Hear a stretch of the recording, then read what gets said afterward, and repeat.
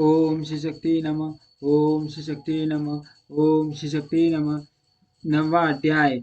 ज्योतिष चक्र और शिशु मार चक्र। श्री पार्षद जी बोले, आकाश में भगवान विष्णु का जो शिशु मार गिर अथवा घोड़ा के समान आकार वाला तारा में स्वरूप देखा जाता है, उसके पूछ भाग में ध्रुव अवस्थित है। यह ध्रुव स्वयं घूमता हुआ चंद्रमा और सूर्य आदि ग्रहों को घुमाता है। उस ब्रह्मशील ध्रुव के साथ नक्षत्र भी चक्र के समान घूमते रहते हैं। सूर्य, चंद्रमा, तारे, नक्षत्र, अन्यान्य समस्त ग्रहगण वायु मंडल में डोरी से ध्रुव के साथ बंधे हुए हैं।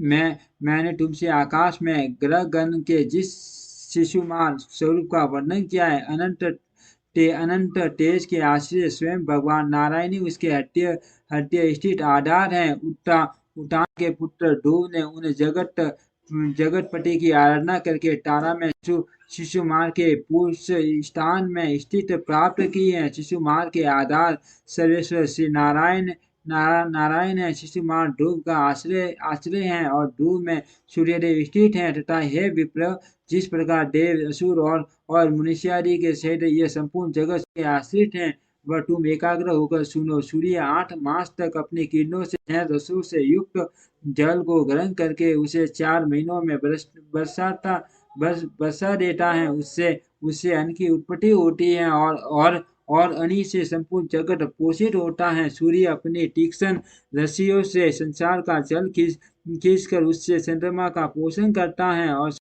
आकाश में वायुमयी नादियों के मारक से उसे धूम, अग्नि और वायु में मेघों में पहुंचा देता है। ये चंद्रमा द्वारा प्राप्त जल मेघों से तुरंत ही भ्रष्ट नहीं होता, इसलिए अभ्र कहलाता है। हे मैत्रेय, काल जनिता संस्कार के प्राप्त होने पर यह अभ्रष्ट निर्मल होकर वायु की प्रेरणा से पृथ्वी पर बरसने लगता है। हे मुने, भगवान सूर्यदेव नदी, समुद्र, पृथ्वी तथा प्राणियों से उत्पन्न इन 4 प्रकार के जलों का आकर्षण करते हैं तथा आकाश गंगा के जल को ग्रहण करके वे उसे बिना मेघादि के अपनी किरणों से ही तुरंत पृथ्वी पर बरसा देते हैं। हे दिविजोत्तम, उसके स्पर्श मात्र से पाप पंख के धुल जाने से मनुष्य नरक में नहीं जाता, अतः वह दिव्य स्नान कहलाता है।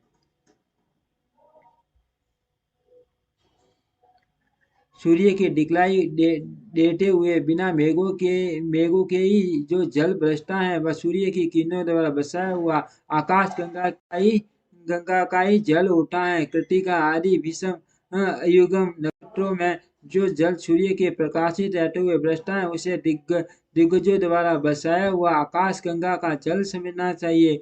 रोहिणी और आंट्रा आदि यम संख्या वाले नक्षत्रों में जिस जल को सूर्य बरसाता है, वह सूर्य रश्मियों द्वारा आकाश गंगा से ग्रहण करके ही बरसाया जाता है। हे महामुने, आकाश गंगा के ही ये सम तथा विषम नक्षत्रों में बरसने वाले दोनों प्रकार के जल में दिव्य स्नान अत्यंत पवित्र और मनुष्य के पाप भय को दूर करने वाले हैं। हे दिविज, जो जल मेघों द्वारा बरसाया जाता है, वह प्राणियों के जीवन के लिए अमृत रूप होता है और औषधियों का पोषण करता है। ये हे विप्र, उस वृष्टि के जल से परम वृद्धि को प्राप्त होकर समस्त औषधियाँ और फल पकने पर सूख जाने वाले गोधूम, यव आदि अन्न प्रजावर्ग के शरीर की उत्पत्ति एवं पोषण आदि के साधक होते हैं। उनके द्वारा शस्त्रविद मनीषीगण नित्य प्रति यश विधि यज्ञानुष्ठान करके देवताओं को संतुष्ट करते हैं। इस प्रकार संपूर्ण यज्ञ, वेद, ब्रह्मादि, वन, समस्त देव समूह और प्राणीगण वृष्टि के ही आश्रित हैं। मुनिश्रेष्ठ अन्न को उत्पन्न करने वाली वृष्टि ही इन सबको धारण करती है तथा उस वृष्टि की ही उत्पत्ति सूर्य से होती है।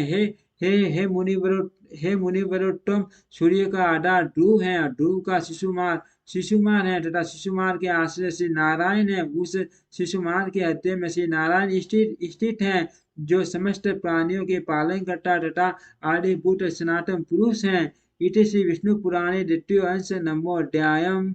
ओम श्री शक्ति नमः। ओम श्री शक्ति नमः। ओम श्री शक्ति